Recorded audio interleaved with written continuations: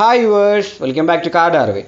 ഇത് കാണുമ്പോൾ നിങ്ങൾക്ക് ഒരു കറുത്ത ഫോഴ്സ് കൂർക്കയായിട്ട് തോന്നുന്നെങ്കിൽ ഇത് വെറും ഒരു കറുത്ത ഫോഴ്സ് കൂർക്കയല്ല, ഇതൊരു ഇലക്ട്രിക് വണ്ടിയാണ്. അതായത് ഒരു ഇലക്ട്രിക് 4x4 വണ്ടിയാണ് നിങ്ങൾ ഈ കാണുന്നത്.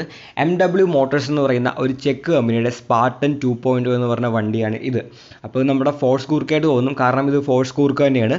ഈ ഫോഴ്സ് കൂർക്കിനെ ബേസ് ആയിട്ടാണ് ഈ കമ്പനി അവരുടെ EV വണ്ടി ഉണ്ടാക്കിയിരിക്കുന്നത്. ഇത് നോക്കുകയാണെങ്കിൽ ഒരു ചെക്ക് സ്റ്റാർട്ടപ്പ് കമ്പനിയാണ്. MW മോട്ടോഴ്സ് എന്ന് പറയുന്ന ഒരു ചെക്ക് സ്റ്റാർട്ടപ്പ് കമ്പനിയാണ് ഇങ്ങനെ ഒരു EV ഉണ്ടാക്കിയിരിക്കുന്നത്. അപ്പോൾ നമ്മുടെ നോർമൽ ഫോഴ്സ് കൂർക്കയും ഈ വണ്ടിയായിട്ട് എന്തൊക്കെ മാറ്റമുണ്ടെന്ന് ചോദിക്കുകയാണെങ്കിൽ ഏറ്റവും വലിയ മാറ്റം എന്ന് പറയുന്നത് ആ ഒരു 2.6 ലിറ്റർ എഞ്ചിൻ മാറിയിട്ട് ഒരു ഇലക്ട്രിക് മോട്ടോർ എന്നാണ്.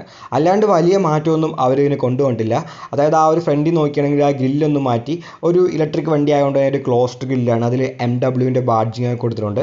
പിന്നെ എഞ്ചിൻ പോയ കൊടുത്തിൽ ആ ഒരു സ്നോർക്കലും എക്സോസ്റ്റൊക്കെ പോയി. അതൊക്കെ ഉള്ളൂ ഇതിൻ്റെ പുറമേ എന്നുള്ള മാറ്റം. ഇനി ഇൻറ്റീരിയേഴ്സിലേക്ക് വരികയാണെങ്കിൽ ഇൻറ്റീരിയേഴ്സും ഏതാണ്ട് നമ്മുടെ ഫോഴ്സ് കൂർക്കയുടെ സെയിം തന്നെയാണ്. അതിലൊന്നും അവർ മാറ്റം വരുത്തിയിട്ടില്ല. ആ ഒരു 7 ഇഞ്ചിൻ്റെ ഇൻഫോർടൈൻമെൻറ്റ്സ് നോക്കിയാലും അത് നമ്മൾ ഫോഴ്സ് കൂർക്ക കണ്ട സെയിം തന്നെയാണ്. അതും അതിൽ കൊടുത്തിട്ടുണ്ട്. ഫ്രണ്ടിലെ സീറ്റുകളും സ്റ്റിയറിംഗ് വീലും ഡാഷ്ബോർഡും എല്ലാം സെയിം ആണ്. പിന്നെ ആ ഒരു ഇൻസ്ട്രുമെൻറ്റ് കൺസോൾ നോക്കുകയാണെങ്കിൽ അതിപ്പോൾ ഡിജിറ്റലായി. ഇലക്ട്രിക് വണ്ടി ആയതുകൊണ്ട് തന്നെ ഒരു ഡിജിറ്റൽ ഇൻസ്ട്രുമെൻറ്റ് കൺസോളാണ് ഇതിൽ കൊടുത്തേക്കുന്നത്. പിന്നെ ആ ഒരു മെയിൻ ഗിയർ ലിവറിനും ചെറിയൊരു മാറ്റം ഉണ്ട്. പിന്നെ നോക്കുകയാണെങ്കിൽ ഈ വണ്ടിക്ക് റിയർ സീറ്റ് ഇല്ല, കാരണം ഇതൊരു കാർഗോ വണ്ടിയാണ്. ഇതൊരു കാർഗോ ഓഫ് റോഡ് വണ്ടിയായിട്ടാണ് അവർ അതിനെ ഇറക്കിയേക്കുന്നത്. അതായത് നമ്മുടെ ഫാർമേഴ്സിനും ഫോറസ്റ്റ് വർക്കേഴ്സിനും മൈനിങ് വർക്കേഴ്സിനൊക്കെ യൂസ് ചെയ്യാൻ വേണ്ടി നമ്മുടെ ഡെയിലി ആ ഒരു വർക്ക് ചെയ്യാൻ വേണ്ടി ഉപയോഗിക്കാൻ വേണ്ടിയുള്ള ഒരു വർക്ക് ഹോഴ്സായിട്ടാണ് ഈ വണ്ടിനെ കൊണ്ടുവന്നേക്കുന്നത്.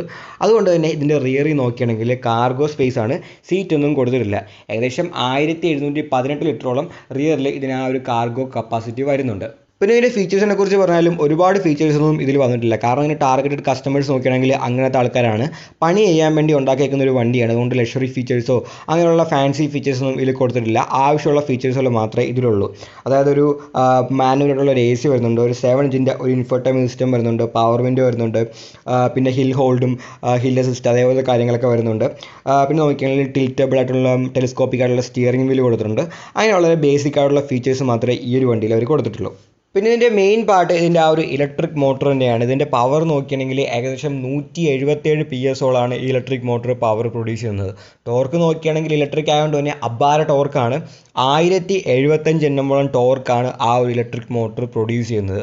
പിന്നെ ഇതിൽ കൊടുത്തേക്കുന്നത് 61 kWh ഒരു ബാറ്ററിയാണ്. ഈ ബാറ്ററി നോക്കുകയാണെങ്കിൽ ഏകദേശം 241 കിലോമീറ്ററോളം ഈ വണ്ടിക്ക് അത് റേഞ്ചിങ് കൊടുക്കുന്നുണ്ട്. പിന്നെ ഇത് 90 kW വരെയും ആ ഒരു ചാർജിങ് സ്പീഡ് സപ്പോർട്ട് ചെയ്യുന്നതാണ്. അപ്പോൾ ആ ഒരു 90 kW നമ്മളിത് ചാർജ് ചെയ്യുന്നതെങ്കിൽ 20 to 80% എത്താനായിട്ട് വെറും 30 മിനിറ്റ് മാത്രം മതി. അരമണിക്കൂർ കൊണ്ട് 20 to 80% ചാർജ് ഈ വണ്ടിയിൽ കയറുന്നതായിരിക്കും. ഈ നോർമലായിട്ട് നമ്മൾ ആ ഒരു വീട്ടിൽ കുത്തിയാണ് ചാർജ് ചെയ്യണമെങ്കിൽ 20 to 80% എത്താനായിട്ട് ഏകദേശം 5 മണിക്കൂറോളം സമയം എടുക്കുമെന്നാണ് പറയുന്നത്. പിന്നെ ഇതിപ്പോൾ ഇലക്ട്രിക് ആയെങ്കിലും ഇത് ആ ഒരു പഴയ ടഫായിട്ടുള്ള ഓഫ് റോഡ് വണ്ടി തന്നെയാണ്. ഇതിനിപ്പോഴും 4x4ഉം അതേപോലെ തന്നെ മാനുവലായിട്ട് ഫ്രണ്ട് വീൽ ലോക്ക് ചെയ്യാൻ പറ്റുന്ന ആ ഒരു ഡിഫ് ലോക്കുകളും അങ്ങനെയുള്ള എല്ലാ കാര്യങ്ങളും കൊടുത്തിട്ടുണ്ട്. പ്രോപ്പറായിട്ടുള്ളൊരു ഓഫ് റോഡ് വണ്ടി തന്നെയാണിത്. പിന്നെ ഇലക്ട്രിക് ആയപ്പം ഇതിൻ്റെ വെയിറ്റ് പിന്നെയും കൂട്ടിയിട്ടുണ്ട്. ഇപ്പോൾ ഏകദേശം 3375 കിലോഗ്രാമോളം ഈ ഒരു വണ്ടിക്ക് വെയിറ്റ് വരുന്നുണ്ട്.